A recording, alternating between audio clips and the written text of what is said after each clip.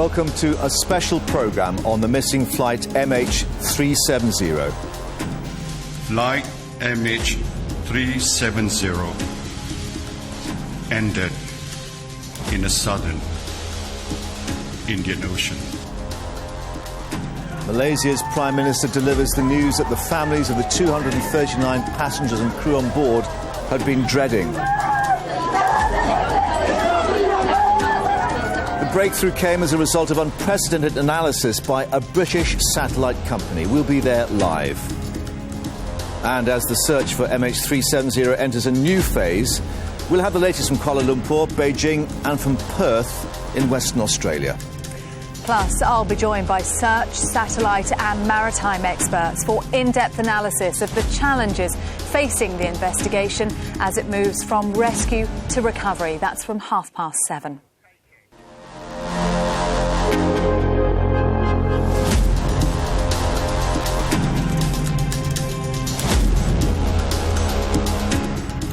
Well, tonight on Sky News, the biggest development so far in the investigation into what may have happened to missing Flight MH370.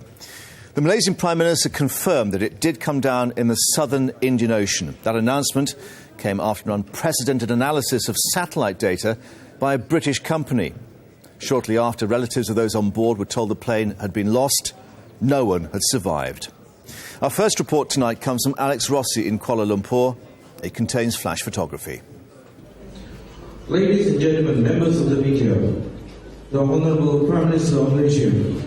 The choreography suggested the news would be bad, and it was. The Malaysian Prime Minister had called this unscheduled press conference late at night. He announced that based on new calculations from satellite data, MH370 was lost beyond doubt, and all its 239 passengers and crew were no longer alive.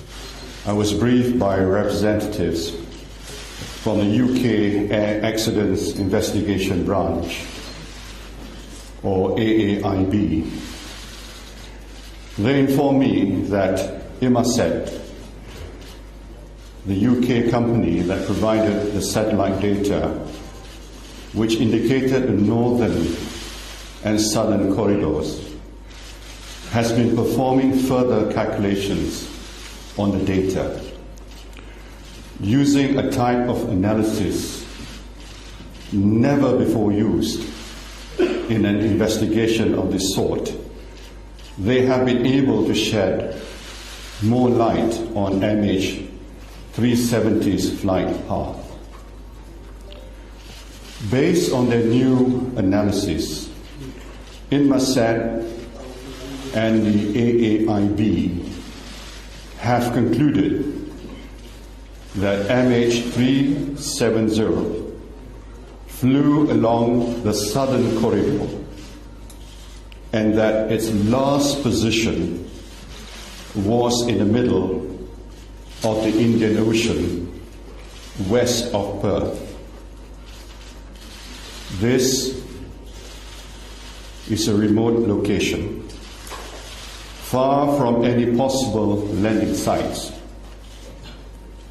It is therefore with deep sadness and regret that I must inform you that according to this new data, Flight MH370 ended in the southern Indian Ocean. The search will now intensify in the place where the plane went down. The British satellite company Inmarsat says the new analysis of its data is conclusive. Computer triangulation of the electronic pings, automated signals sent by the aircraft show the Boeing 777 crashed in the southern Indian Ocean. We have worked these numbers from our data as hard as we possibly can. We can give you a likely area of the Southern Ocean, but we can't, because this plane wasn't tracked, we can't tell you exactly where to look. That will be for the ships at sea, the aircraft in the air, and obviously the spy satellites that have been trying to contribute as well. Searching such isolated waters, though, is demanding work. But this Australian flight crew may have made a breakthrough in finding pieces of the aircraft or its cargo. They're dropping flares where they've sighted debris to help guide naval vessels. We're looking for debris in the water, and we've sighted a number of objects both on the surface and beneath the surface. First object was rectangular in shape, slightly below the ocean. Second object was circular, also slightly below the ocean. We came across a long or a cylindrical object that was probably maybe 2 metres, possibly 2 metres long, about 30 centimetres across. We came across another piece of or another item in the area that was also cylindrical and shaped in a rough fishhook. The Australian naval ship Success is now steaming towards the site to retrieve the objects. It's the only way investigators can know for sure whether it's significant or just maritime rubbish drifting in the ocean currents. The ship's company are acutely aware that there are families of 239 people who are on board that aircraft, and we see it as our role to do whatever we can to provide them the answers that they deserve. With so many military assets in the area, there's a real sense they're close to uncovering some of the wreckage from the flight. The search area now covers around 26,000 square miles. It's just over 1,500 miles southwest of Perth. Australian aircraft spotted up to 4 floating objects within the search area. Earlier today, Chinese search aircraft reported a sighting of other suspicious objects. 2 relatively big white and square items. They were dispersed amongst several smaller ones. But an American Navy search plane has been unable to relocate them. At first lights then, these aircraft will be back out, but the search for the wreckage could take years. And at the moment there are still more questions than answers. Until the black box or flight data recorder is recovered, the mystery remains as to why Flight MH370 went miles off course and crashed into the ocean. Alex Rossi, Sky News, Kuala Lumpur. Well, Alex then updated us with the latest from Kuala Lumpur. A dramatic day here. I suppose in many ways, Mark, this was the surprise that everybody was kind of expecting. How could this flight have disappeared for so long and still the people on board, the passengers and the crew still being okay? But quite clearly the Malaysian authorities have been on the back foot. They've struggled with this operation, the scale of it, since the very beginning, not realising, of course, that the plane tracked back, banking west across the Malaysian peninsula. They picked it up on their own military radar, but they didn't realise that for 7 days, looking in the wrong place all of that time, squandering an opportunity to find the plane very early on. It's been other organisations, other countries that have really led this from the start. The British company in Masat, and now in the search corridor in the southern part of the South Indian Ocean, the Australians. A huge multinational operation is now going on down there. The military assets, the naval vessels that were currently searching in the northern corridor are now being diverted to the south. They will arrive in the next few days, possibly a week or so. And then the real nitty-gritty bit, the really difficult task of recovering the rest of the wreckage. And as you heard in my report, the flight data recorder, the black boxes. Until they find those, until they can lay their hands on them, they won't solve the mystery of what happened to this flight. But this was the news that many relatives of the passengers on board had dreaded. Sky's Jonathan Samuels is with some of them in Beijing, as they were told. His report does include some pictures of distressed family members. More than 2 weeks of hoping have ended just how they feared. Some react with bewilderment. Others can barely stand in their anguish.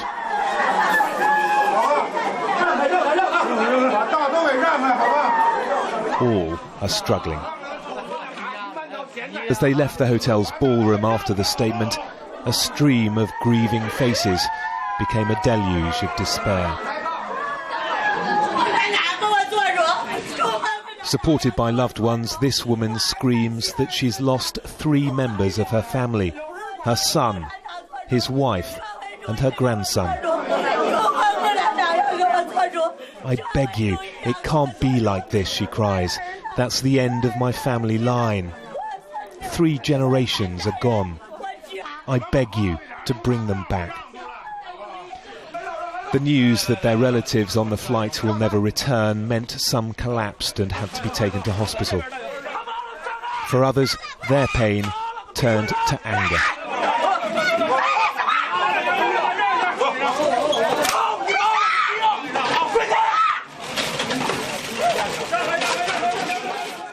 For nearly 2.5 weeks, the families have gathered in this hotel. Every day they hoped for a positive result, but it wasn't to be.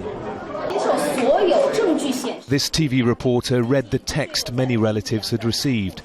Malaysia Airlines deeply regrets that we have to assume beyond any reasonable doubt MH370 has been lost, it said.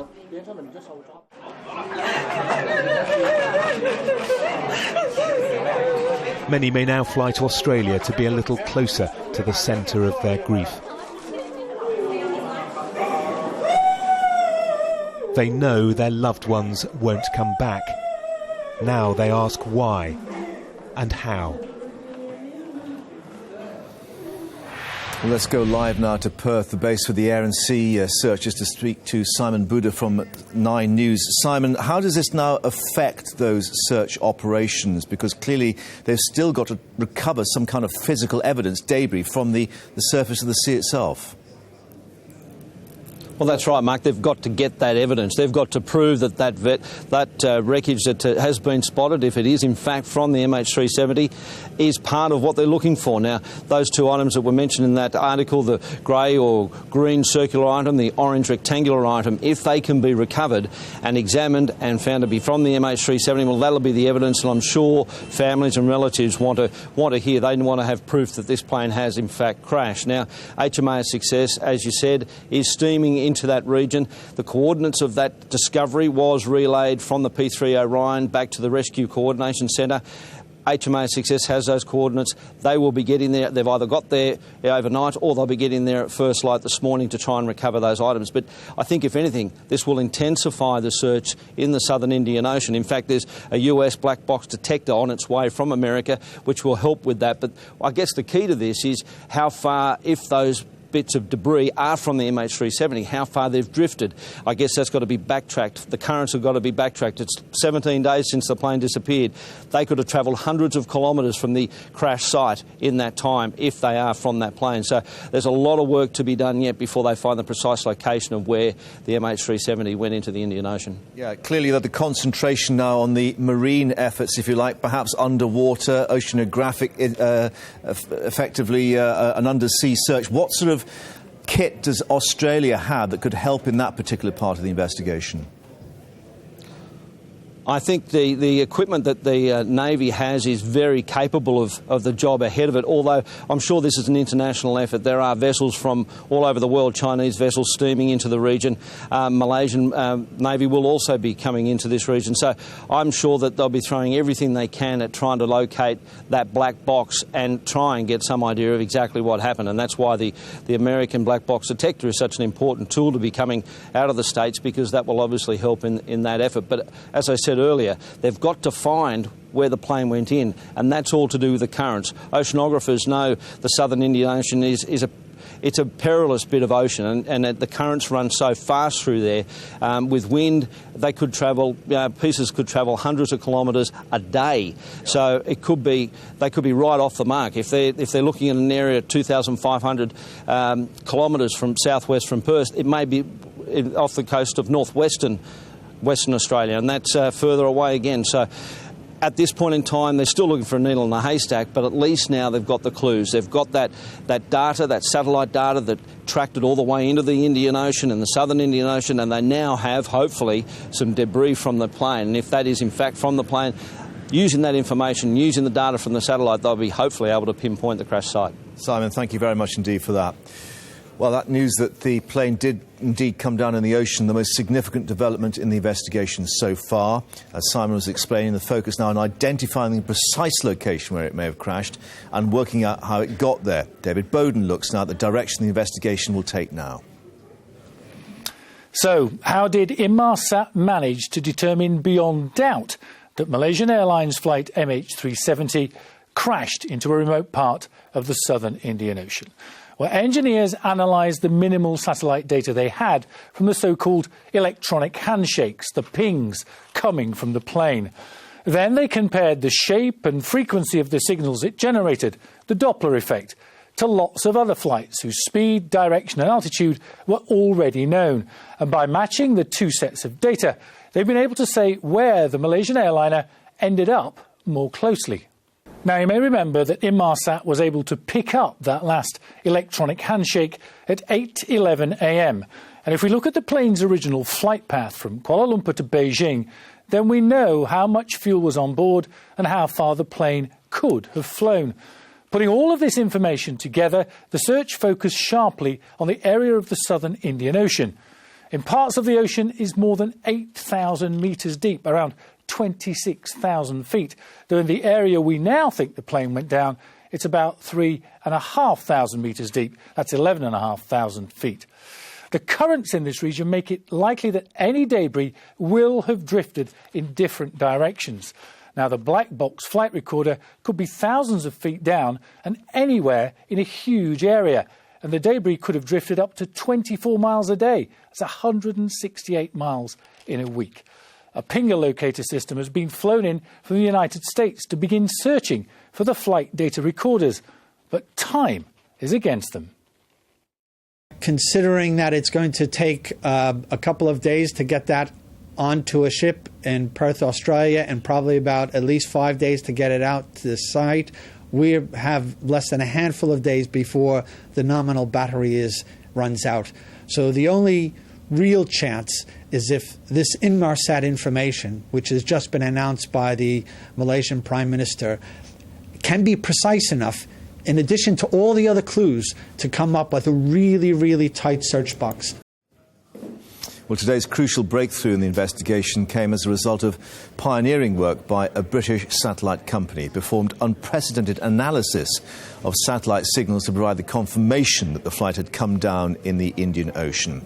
And we're joined now from the company's headquarters in the city by spokesman Chris McLaughlin. Chris, thanks very much indeed for joining us. As we've seen, it appears to be similar to a sort of sonar signal you get underwater, the ping returning from the hull of a submarine, for instance. You've done that with the flight path of the plane in the sky. Yes, you're right. And what we were doing was looking at the once-an-hour pings between the classic aero terminal built onto the aircraft and the network. So the network was looking to see if service was required. And after the last ACARS information came off the aircraft on Saturday the 8th, the only information to come off the aircraft has been that ping. Sadly, there was no position data because it's not mandated in that region, and therefore it's been a bit of a whodunit to try to find out where that aircraft has gone. And how difficult has it been for you to actually get a definitive answer, to go to the Malaysian authorities and actually say, this is what's happened?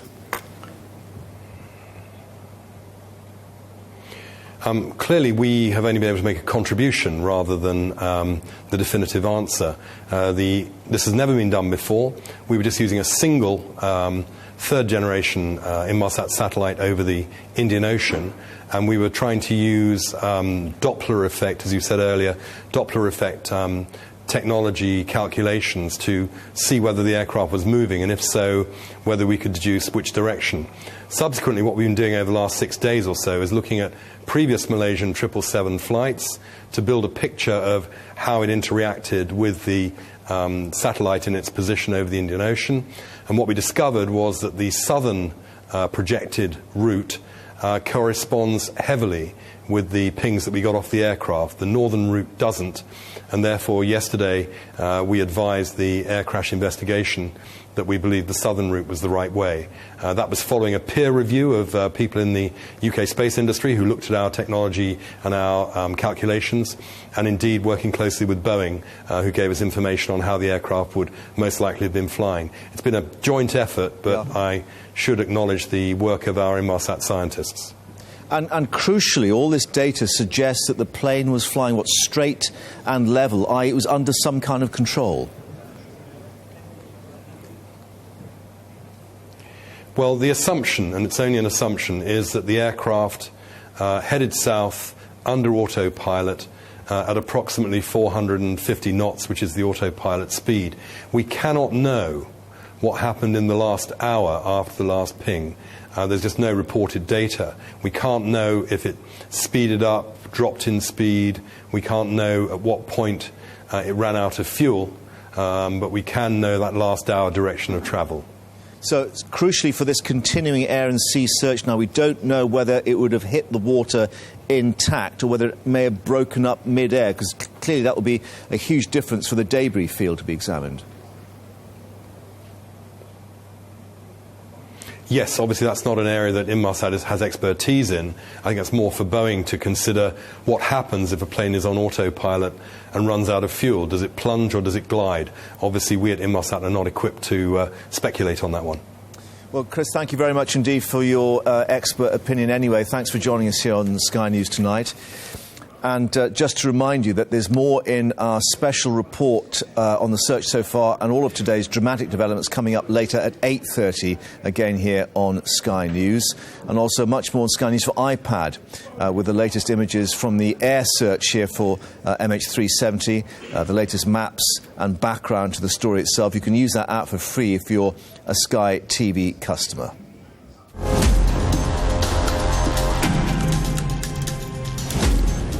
Well, there's some very public scenes of anguish in Beijing today as the relatives of those on board the missing flight were told finally that their loved ones would not be coming back. It's an emotion that will be recognised by John Clements, who lost his brother Brad in the Air France Flight 447 in June 2009. He joins us now in the studio. John, thank you very much indeed for joining us on this occasion. Clearly they've gone through the ringer emotionally, not knowing what had happened, getting misinformation, hopes dashed, and now finally the confirmation. How on earth do people try to assimilate all that? Well, it's extremely difficult, of course. This is going to be a terrible blow to the families. There'll be a number of them that had been holding out hope that there was still a chance that their loved ones would be alive, and that hope has now been dashed. And I think what the families need to do now is to isolate themselves and have a bit of grieving in sort of private and peacefully. Has that been an additional difficulty, that so much of this has been played out in the public arena before the cameras? Yes, absolutely. It's the Malaysian authorities don't seem to have coordinated their effort very well. It's been essential for them to gain the confidence of the families and to be very organized and transparent in giving out the information. That doesn't seem to be the case. They've lost the confidence of the families. The information's been given out sort of any old way by different people and different authorities. And I think that's just really augmented the difficulties for the families. Yeah, I mean, very difficult scenes here at the hotel in Beijing where they were finally given the news. It does appear that with all the issues of hunger strikes being planned and so on, that they'd lost confidence in those in authority who were giving them the information. Absolutely, and that was an essential step that the Malaysian authorities had to do, was to make sure they gained the confidence of the families. This is going to be a long and difficult search with a lot of sort of unknowns and very difficult circumstances that are going to unroll. And it was essential for them to have a good relationship with the families, or as good as can be expected under the circumstances. You had to wait, some 2 years really for final confirmation. What happens in that time? And do you actually clutch at any straws? Do you wait until you get official information before reacting to it? How do you deal with it? Well, our case was a little different than the Malaysian Airlines, of course, because there was some debris found after 5 days, and we had some messages that indicated there were mechanical problems. So we pretty much knew after the first few days that it had ended in the ocean and there was no hope. So here, when there's so little information, it's going to be normal for the families to have a certain amount of hope, and they'll be grasping at straws up at least until today. I mean, the theories that it may have landed intact, some when they were being held hostage, and all those sort of conspiracy theories that were doing the rounds. Well, that, and then the government's been giving out other things about it. Might have been a suicide because of the pilot being a supporter of the opposition party and things like that, which is just not very helpful at all. Speculation with absolutely no basis to them. What's the process now? Because very often I gather the families do come together. They share the difficulties, the emotions as well, but also to try and push maybe the authorities to not only find out exactly what happened, but even prevent such disasters in future. Well, certainly in the case like with ours and in this one, when there isn't the wreckage and the black box is found immediately, when that is the case, of course, it's very simple to allow the authorities to do their job. But here, there's going to have to be a whole long process. The authorities are going to want to give up. They're going to be going off in different directions. And I think it's very important for the families to become an actor at the table. They need to organize themselves and become a respected actor so that they can have interaction with the other authorities and to be as sort of a check to make sure that everything's transparent and goes ahead. How easy was that for you to organise after the Air France crash? Well, it's extremely difficult because, as you can imagine, the families come from all sorts of different countries and different backgrounds and different cities, and so they don't know each other. And there's no template on what to do, I guess. No, absolutely, and they don't know each other, and they have to come together and try to coordinate their activities. So that's a real challenge. But if you can do that properly, then for the authorities, in some ways, it's better, because then they can have an actor that they can talk to instead of having the kind of scenes that we've seen in Beijing where it just gets out of control. John, thank you very much indeed for joining us here in the studio tonight. Thank you. My pleasure. Thank you.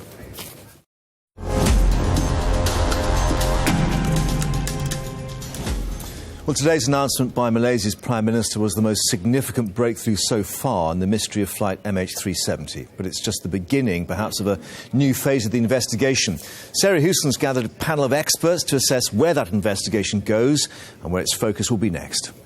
Thanks, Mark. Yeah, significant developments today, but still a long way to go in the hunt for MH370. I'm joined by John Lindsay, who's the former head of air safety at British Airways, Professor Misha Dola, an expert in wireless communications from King's College London, and oceanographer Dr. Simon Boxall. The focus of the search for the missing flight MH370 is clearly now the southern Indian Ocean. It's centred around two locations, totalling around 26,000 square miles, each about 1,500 miles off the coast of Australia.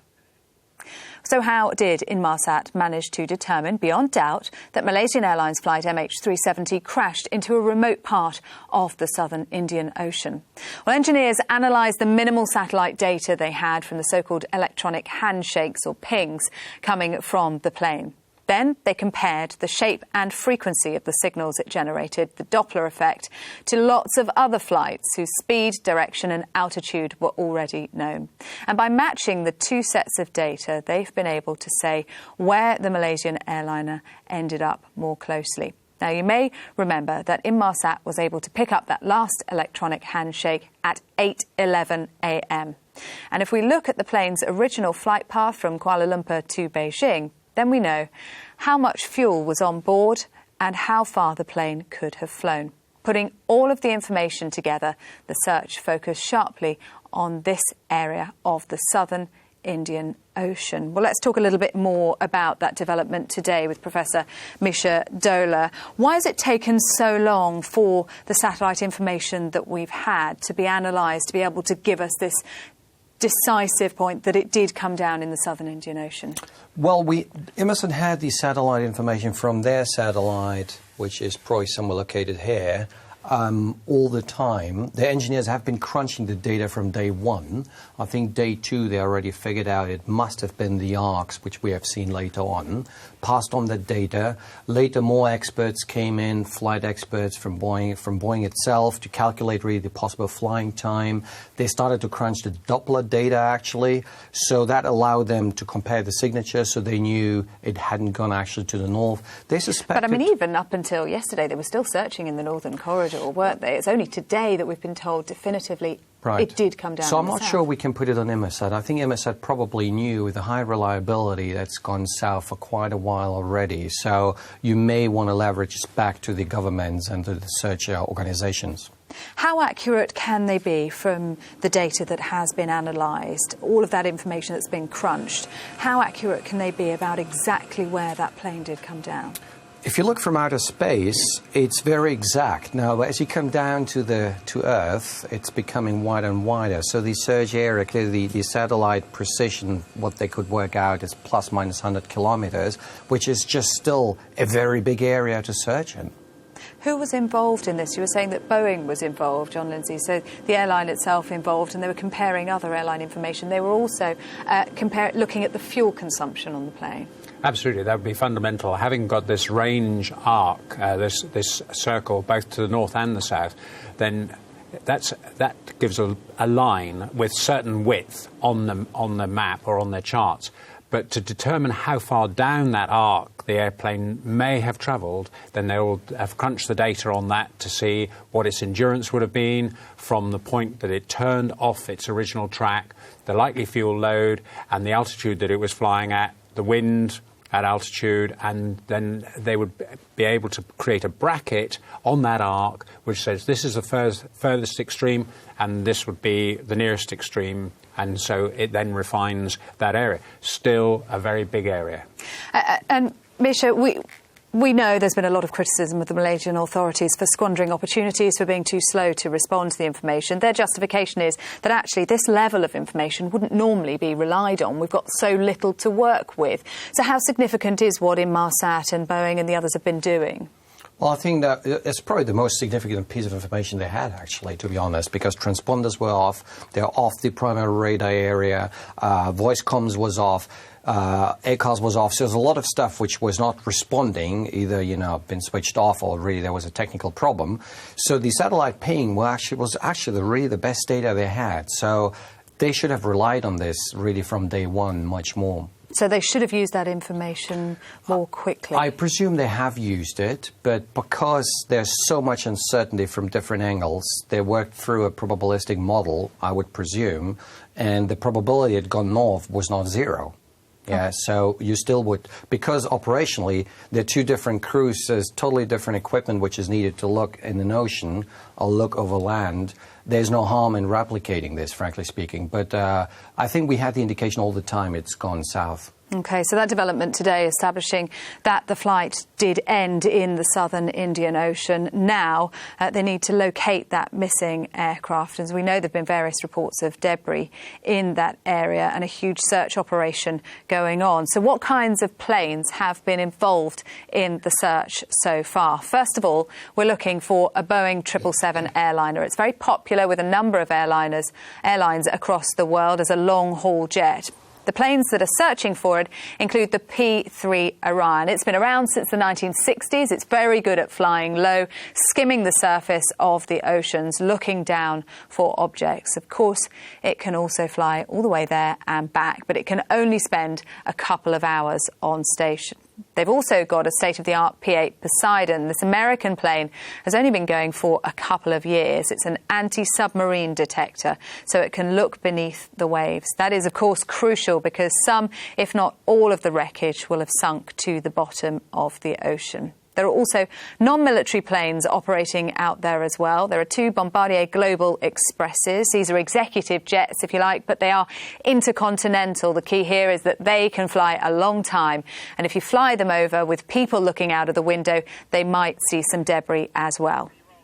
Well, it has taken a long time to actually ascertain where the aeroplane crashed, and it's going to take even longer to find the flight data recorders. And from the Pilots Association, we'll be very keen to work with civil aviation authorities, airlines, the manufacturers, to try and find a better way of tracking the aeroplanes so that we don't have to wait quite so long in the future when an aeroplane has crashed before we can actually find it. It needs to be a global solution so that all aircraft are carrying an ability to be tracked, and therefore it'll take a lot of coordination between governments and airlines and manufacturers to come up with a solution that all aeroplanes could use. So that's the planes that are being used here. There's also ships in the area, Dr. Simon Boxall. Obviously, the planes can identify potential debris. So far, we've seen satellite images, we've seen potential sightings from the aircraft, the Chinese aircraft, the Australian aircraft. But at the end of the day, you need a ship on the ground to collect this debris to see whether the debris relates to the missing aircraft. The ocean's full of debris, and most of the stuff they're picking up is likely to be false positives. And so until they can identify absolutely that the debris they're seeing comes from the aircraft, they can't start the search on the seabed because they need to pinpoint to a much higher precision, that search. So first on the scene, HMAS Success, the Australian vessel, also on its way, a British vessel, HMS Echo. What are their capabilities to look for this debris on the surface?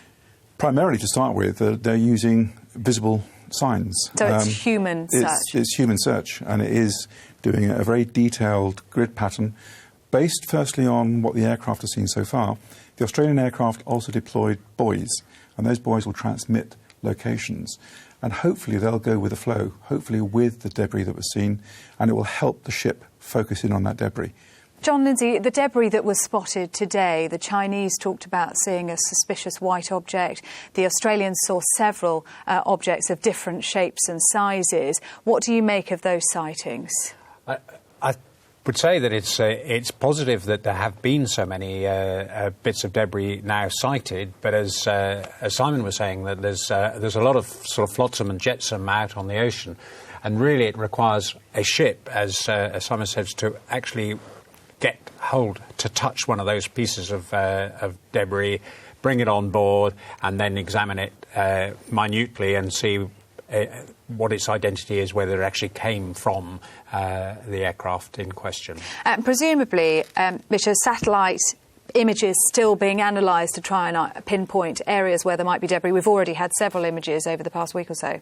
Yeah, so satellites, there's different set of satellites now. They're not geostationary. They fly all the time over Earth, a little bit lower. And they produce different, so optical images type of data. There's also the French satellite, which is picking up radar data from the surface. So we have a vast amount of data we have to crunch really in real time, try to figure out what is wave, what is, something, and what is plane. And what about the capabilities of the planes? The American plane you were telling me about that has sonar capabilities. Yes, so Poseidon actually has sonar capabilities, so they can look under the surface. They can't really look down to the ground. But sound waves happen to travel really well within water, not so much in air. So as what they fly, sound wave hits the ocean. Some of that goes down into the water. If there's something down there, they could actually, it reflects off, comes back into the plane, and they can analyze that. Up to 300 meters about in depth. And what about the crucial black box recorders emitting a signal for, 30 days? 30 days. I read a report, this specific one, probably 35 days, so they got 5 days more. Problem is, of course, it's about, we have, professionals here. It's, if you're unlucky, it's just about 1 kilometer, 2 kilometers range it will have. If it has actually fallen below that range, it's very difficult to pick it up unless you have a submarine. And John Lindsay, we keep talking about these black box recorders. Why are they so significant and crucial here? Well, there are a number of boxes that will be of interest to the crash investigators. There's first of all the crash recorder, which records a lot of parameters about how the aeroplane was flying, how it was being flown. If they can get hold of the quick access recorder and it hasn't been damaged, that will be truly crucial, because that has thousands of parameters recorded on it. And some of these parameters are sampled like 5 times a second during flight. So it provides a lot of data. And the other crucial item will be the cockpit voice recorder, because the other 2 recorders will tell how the aeroplane flew to where it did, but it won't say why. And if the cockpit voice recorder is recovered intact and is one of the long-duration recorders, then that may tell the investigators why. But I would point out that it would have to be a long-duration recorder, because, unfortunately, many of the cockpit voice recorders only have 30 minutes recording duration, and then it's a rewinding tape, and it will start all over again. So if the aircraft was not actually being flown under human control for the last few hours of its flight, then there probably wouldn't have been any conversation to record. So we keep talking about them as being the key and holding the secrets here, but you're saying that actually it's a lot more complicated than that. OK. Captain John Lindsay, Professor Misha Dola and Dr Simon Boxall, thanks very much indeed for your time. This is Sky News.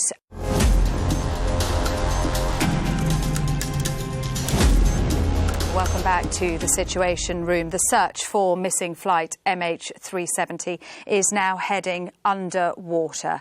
One of the big problems for the search teams is the depth of the water in the southern Indian Ocean, which goes down to 8,000 metres in some areas. That's over 25,000 feet almost as deep as Mount Everest is high. Chinese aircraft report seeing suspicious objects about 1,500 miles from Perth within the existing search zones. That's after images from an American satellite emerged earlier this week showing possible debris, and Chinese satellite pictures of a similar object just 70 miles southwest of the American sighting. It's also been revealed that a French satellite spotted an object here 530 miles north of the other sightings. For now, though, the search is focused here, where the sea is between 2,000 and 4,000 metres deep, around 6,500 to 13,000 feet. That means there is hope for more information, at least because the 777's black box recorder is designed to keep working at depths of up to 6,000 metres. That's 20,000 feet. And here are the images from the US satellite taken earlier on this week, spotting debris. Today we've had search planes going out to the area. Chinese plane identified a suspicious-looking object in the search area, some 1,500 miles off the coast of Perth, and then Australian planes spotted several objects, two of them cylindrical, one rectangular, an orange item of debris spotted in the ocean. The challenge now is to retrieve those items. So with me here in the Situation Room, David Mearns, who's a deep water search and recovery expert. Oceanographer Dr. Simon Boxall has stayed in here with me, and Captain John Noble, who's a marine salvage expert. No longer a search and rescue operation. This is all about recovery now. How complicated a task is that, Captain Noble? Once they've found the debris in the seabed, the actual recovery is not that difficult. It's well within known capabilities. The controlling things would be the weather and the stamina of those there to do the recovery. But getting the bits up is relatively straightforward. Finding the right bits, like the flight recorders, could be more difficult. Now, that could take time. What poses the greatest difficulties then in trying to find it? Once they find things on the surface, Dr. Simon Boxall, that doesn't correspond with what might be directly underneath, does it? They could be very Those great things distances. they've been drifting around with the currents over the past 2 weeks, maybe 3 weeks, depending on when they finally find any surface debris.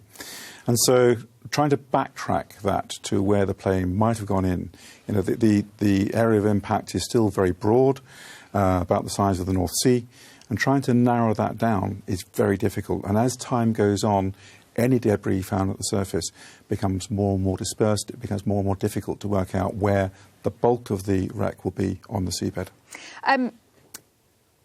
16 days in now. David Mearns, you were an advisor after the Air France crash off Brazil in 2006, and I wonder, 2009, June 2009. They found the debris then 5 days later, but it was 2 years before the black box recorders could be located and retrieved. What is it that takes all of that amount of time?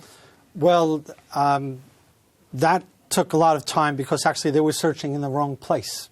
And, so even once they'd found debris, that's they correct. Didn't know where to look. And like the professor has indicated, with time, the debris spreads out in a never-increasing cone away from the origin point. And in this instance, after 16 days, it's actually probably going in such different areas that it could be caught up in some of these eddies and meanders. So you can have drift patterns that are completely unrelated to each other. And while we didn't have that with Air France, it was more or less straight. If you're going to search in the wrong place, you're not going to find it. And so in 2009 and 2010, the search, unfortunately, was directed in the wrong place. And it wasn't until 2011 when a different idea in terms of the search, where it should be directed, when that was implemented, we found the wreckage inside of a week. So there's a big difference there. You also have experience of the Indian Ocean because you were part of a team that recovered the Boeing 747 South African Airways flight that had crashed in 1987. What about the conditions here? Well, in this instance, the weather conditions, like Captain Noble indicated, is going to be one of the real problems. It's an incredibly remote area, so it's going to take, these salvage vessels, they're not very fast. They steam at about 10 to 12 knots, so it's going to take you 5 to 6 days to get from Perth one way. So if you're going out for 30 or 45 days, generally it's 30 days. 12 of those days are just steaming time. So you're losing a lot of time right off the beginning and moving around. And then if you're having inclement weather for half of that time, then your operational effectiveness is really cut down. That's the main problem.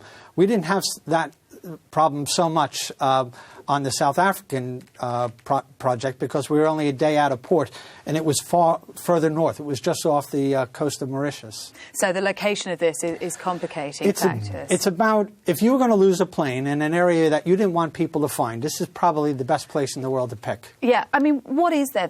Somebody was asking me earlier, well, aren't there submarines and can't they find it? Submarines can't. They don't go that deep. I think people think that satellites see the entire planet continuously. And that submarines see the entire ocean floor. Can go to the seabed. They don't go very deep, and they barely scratch the surface. So they're not going to see the sea floor. You need to use survey ships, and it's a slow process. It's like trying to paint the Forth Road Bridge with a child's paintbrush. It's going to take that time.